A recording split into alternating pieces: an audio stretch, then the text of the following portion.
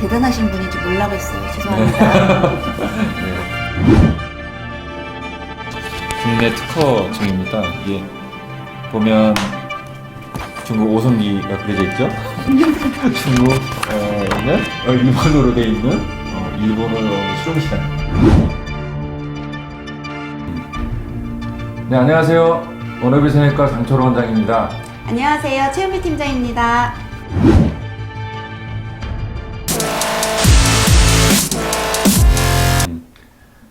네, 안녕하세요. 원어비생외과 장철호 원장입니다. 안녕하세요. 최은미 팀장입니다.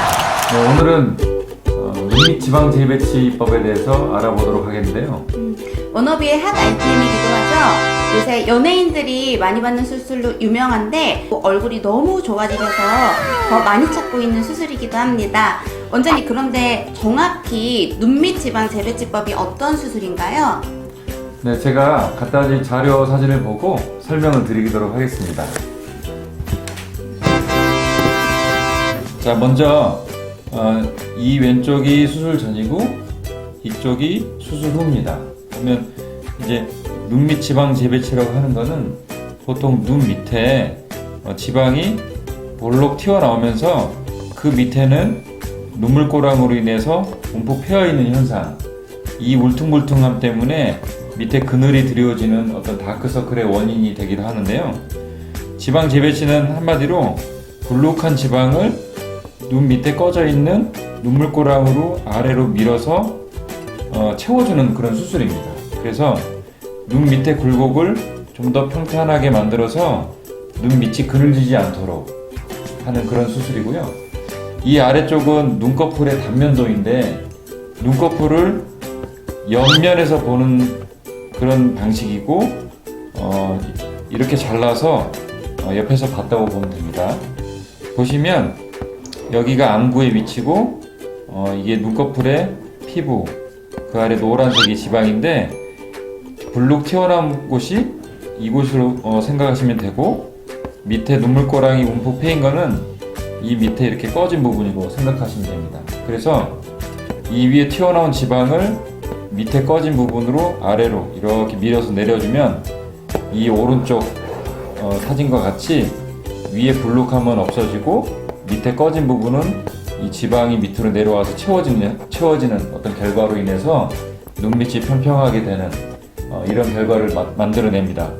근데 이 지방을 아래로 이동시켰을 때 이 이동된 지방을 고정하는 방식이 크게 두 가지가 있습니다. 하나는 안에서 실로 고정하는 내부 고정 방식이 있고, 또 하나는 실을 바깥쪽으로 지방을 묶어서 바깥쪽으로 빼내어서 테이프로 붙여내는 어떤 외부 실 도출 방식이 있습니다. 어제 그러면 눈밑 지방 재배치라고 해서 다 똑같은 수술 방법이 아니네요. 그럼요. 그럼 내부 고정법이랑 외부실 도출 방식이랑 어떤 수술이 방법이 더 좋은 방법인가요? 최은비 팀장님은 어떤 방식이 더 좋은 방식 같으세요? 그냥 이렇게 단어 의미로만 봤을 때는 외부실 도출 방식이라고 하면 네. 실이 눈 밖으로 나올 것 같아서 왠지 내부 고정법이 조금 더 좋은 방법일 것 같은 느낌이 들어요. 그렇죠. 네, 정확히 맞습니다. 그래서 이게 이동된 지방을 어떤 방식으로 고정을 하느냐. 그래서 내부 고정 방식은 녹는 실을 이용해서 안쪽에서 고정하는 거고, 이거는 보통 통상 우리가 제일 많이 쓰는 바이클이라고 하는 녹는 실이 한 2주에서 3주 정도 어떤 장력을 유지합니다. 다 녹는 데는 한 2달 정도 소요되고요. 따라서 한 2주에서 3주 정도는 지방이 다시 원래 위치로 올라가지 않게 유착이 생길 동안에 붙잡아주는 역할을 하겠죠. 그래서 한 2주 내지 3주 정도는 안쪽에서 단단하게 붙잡고 있다고 보면 되고요. 외부실 노출 방식은 지방을 묶어서 이 실을 피부 바깥쪽으로 빼내어 테이핑을 붙이는 방식인데, 우리가 통상 이 테이핑과 실을 5일 내지 7일, 늦어도 일주일 이내에는 제거합니다.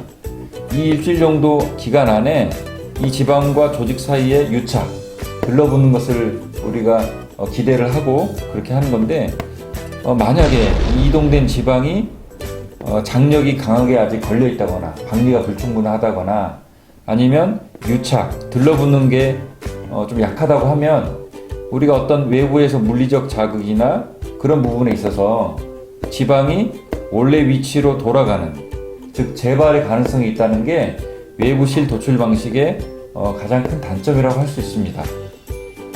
그래서 그러한 두 가지 방식의 차이점은 그러한 것에 있다고 보고, 결국 수술의 완벽성의 기준으로 볼 때는 내부 실 고정 방식이 훨씬 좀 더 좋은 방식이다라고 얘기할 수가 있겠습니다.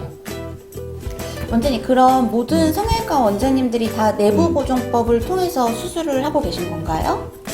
아, 네. 제가 미국 성형외과 학회지에 실린 장스리를 통한 내부 고정법이란 논문을 제출할 때 해외에 있는 논문들을 좀 모아서 제가 리뷰를 했었습니다. 근데 보통 한 13편 정도를 제가 검토를 했었는데 13편 중에 한 2편만이 내부 고정법을 사용하였고 한 11편은 외부 실 도출 방법을 사용했습니다. 제가 간단하게 논문에 실린 어떤 사진들을 제가 보고 말씀드리도록 하겠습니다. 여기서 보면 이 사진들이 각각 논문들에 실린 사진들인데요. 보기와 같이 결막으로 지방을 재배치할 때 실을 피부 바깥쪽으로 빼내어서 여기 있는 꺼즈, 실리콘 테이프나 어떤 이런 부직포 이런 걸 관통시켜서 실로 묶어서 한 4일에서 7일 정도 유지 후에 이 부분을 실과 함께 같이 제거하는 그런 방식들을 주로 사용하고 있었습니다. 물론 이제 국내에서도 이런 방법을 더 많이 사용하고 있고, 국내에서는 주로 이런 꺼즈보다는 주로 테이핑을 이용해서 그렇게 사용하고 있습니다. 원장님, 근데 내부 고정법이 조금 더 좋은 수술이라고 설명을 해주셨는데 네. 왜 논문에 보면은 모든 이제 선생님들이 내부 고정법을 사용하시는 분들은 극히 적었던 건가요? 그게 굉장히 이제 저한테 오시는 환자분들도 많이 궁금해하는 건데, 내부 고정법이 좀 더 아이디얼하다면 내부 고정법을 써야 되지만 왜 전 세계적으로 외부 고정법을 많이 사용하냐? 그건 바로 결막을 통해서 지방 재배치하는 부분이 시야가 굉장히 좁고 공간에 제약이 있어서 굉장히 어렵습니다. 그래서 여기 사진과 같이 보시면 결막을 통해서 들어가면 안쪽 내부 공간이 굉장히 좀 어둡고 공간이 좁기 때문에 효과적으로 지방을 아래쪽으로 내려서 재배치하기 어렵기 때문에 많은 성형외과 의사들이 이렇게 복잡하고 힘든 내부 고정법보다는 좀 더 쉽고 좀 더 용이하게 할 수 있는 외부 실 도출 방법을 그동안 사용해왔던 것입니다. 원장님, 그러면 원장님은 어떤 방법으로 수술을 하고 계신 거예요? 저는 과거에 한 오랜 기간 동안은 다른 여러 선생님들처럼 외부 실 도출 방식을 사용했었고, 현재는 장스리드를 이용한 내부 고정법을 사용하고 있습니다.